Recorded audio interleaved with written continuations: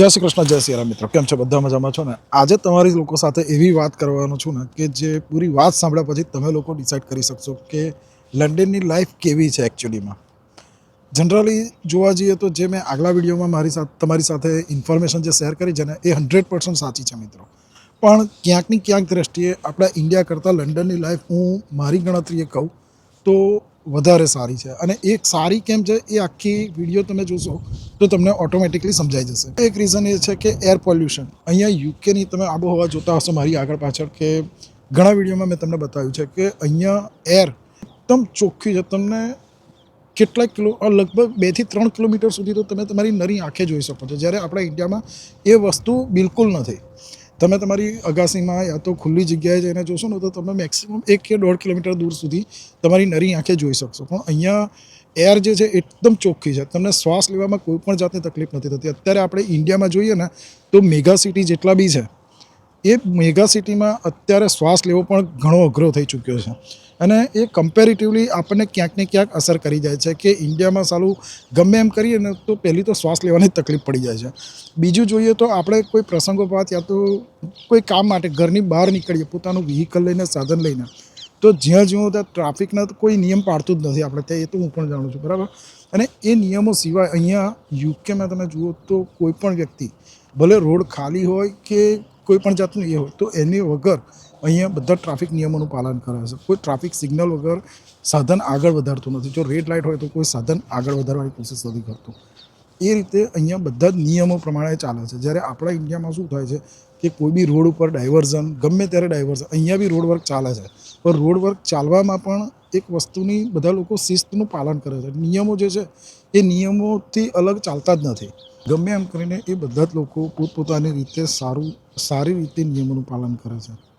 અને જોવા જઈએ તો આપણે પણ એ લોકોનું અનુકરણ કરવું જોઈએ એ બાબતે. આપણા ઇન્ડિયામાં જ્યાં જુઓ ત્યાં કોઈ બી સાધન લઈને નીકળ્યું તો કોઈને 1 મિનિટ પણ લાઇનમાં ઊભું નથી રહેવું.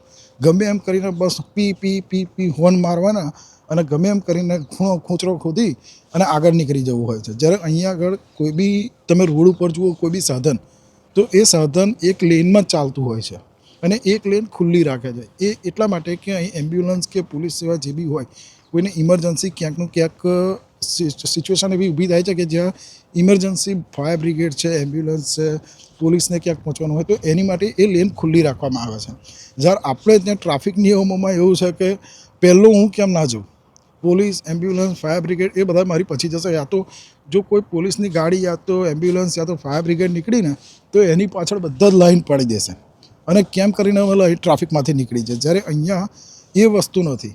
આપણે ત્યાં રોડ ક્રોસ કરવો હોય ને પેડેસ્ટ્રીયલે, મતલબ જે પગેથી ચાલતા હોય અને ચાલતા ચાલતા રોડ ક્રોસ કરવો હોય તો મિનિમમ 5 થી 10 મિનિટ ઊભું રહે અને વિચારવું પડે કે રોડ ક્રોસ કરીએ કે ના કરીએ. અહીંયા તમે કોઈ બી રોડની જ્યાં કદાચ ટ્રાફિક સિગ્નલ ના હોય તો એ જગ્યાએ જો તમે રોડના સાઈડમાં જઈને ઊભા થઈ જાઓ તો ઓટોમેટિક બધા સાધનો તમને જવા માટે, રોડ ક્રોસ કરવા માટે જગ્યા આપી દેતા હોય છે. કોઈને એવી ઉતાવળ નથી હોતી. 100માંથી કોઈ 1 કે 2 કાર ડ્રાઈવરો કે કોઈ એવા હોય છે કે જે એમને ઉતાવળ હોય તો એ નીકળી જતા હોય. બાકી મોસ્ટલી અહીં આગળ તમે રોડના સાઈડમાં જઈને ઊભા રહો ને, ભલે ત્યાં ટ્રાફિક સિગ્નલ ના હોય પણ એ લોકો તમને જવા માટે જગ્યા આપી દેતા હોય છે.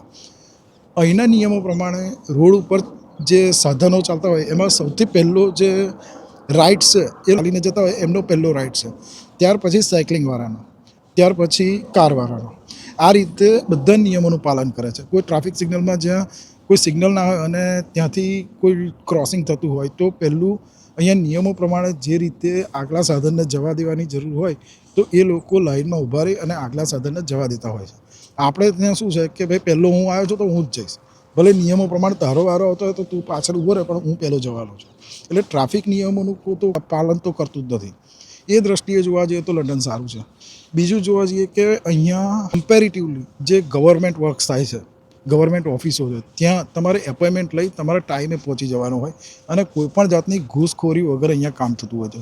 એ બાબતે આપણે ઇન્ડિયામાં જોવા જઈએ તો ઘૂસ વગર કોઈ પણ કામ નથી થતું મિત્રો.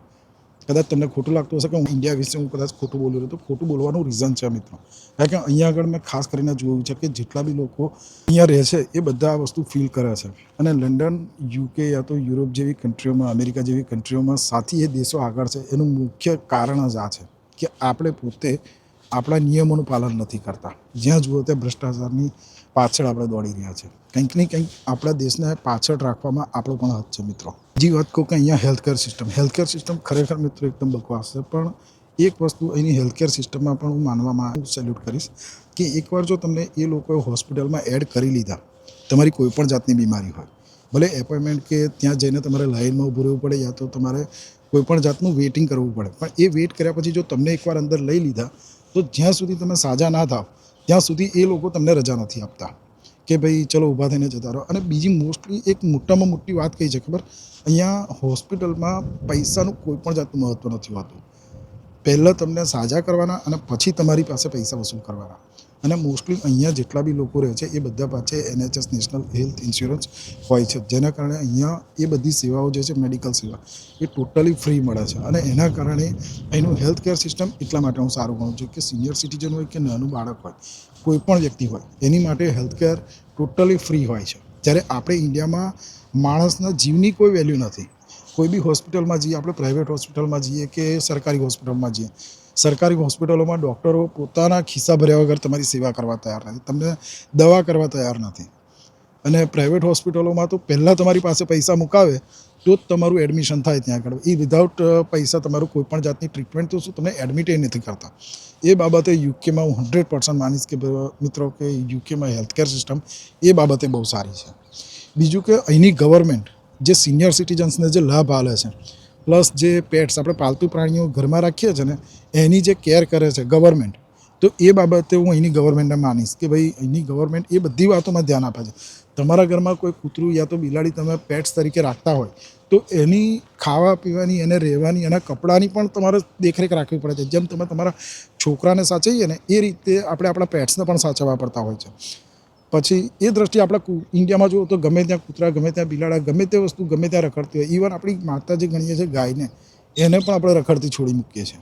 જ્યારે એ બધું વસ્તુ અહીંયા નથી. અહીંયા એનિમલ્સ રાઇટ્સ પ્રમાણે તમારે કોઈ પણ જાતનું એનિમલ્સ હોય, બર્ડ્સ હોય, ગમે તે હોય, એને વસ્તુ સાચવીને એ કરવી પડે છે. તમે ઇવન આપણે ત્યાં ઇન્ડિયામાં પક્ષીઓનો ચણ નાખીએ છીએ, બરાબર? એ રીતે અહીંયા પક્ષીઓને ચણ નાખવું હોય ને તો પણ સારી ક્વોલિટીનું નાખવું પડે છે. જો તમને પક્ષીઓને ચણ નાખવામાં કંઈક એવી વસ્તુ નાખતા કોઈ લોકો જોઈ જાય અને કમ્પ્લેન કરે તો તમારી પર મોટામાં મોટો ફાઇન થાય છે અને સાથે જેલ પણ થઈ શકે છે તમને. આ બધી જ રીતે જોવા જઈએ તો લંડન સારું છે મિત્રો. બીજી એક વાત કહું ખાસ કરીને, 100% હું એ વાત જાણ્યા પછી તમે લોકો એ બાબતે શ્યોર થઈ જશો કે લંડનની લાઈફ સારી છે.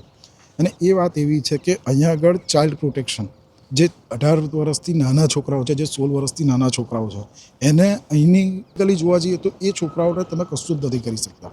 અને એ છોકરાઓ માટે પબ્લિક ટ્રાન્સપોર્ટેશન અહીંની ગવર્મેન્ટ ફ્રી આપી દે છે. જે લોકો સ્કૂલમાં ભણે છે એમની માટે પબ્લિક ટ્રાન્સપોર્ટેશન ફ્રી થઈ જાય છે.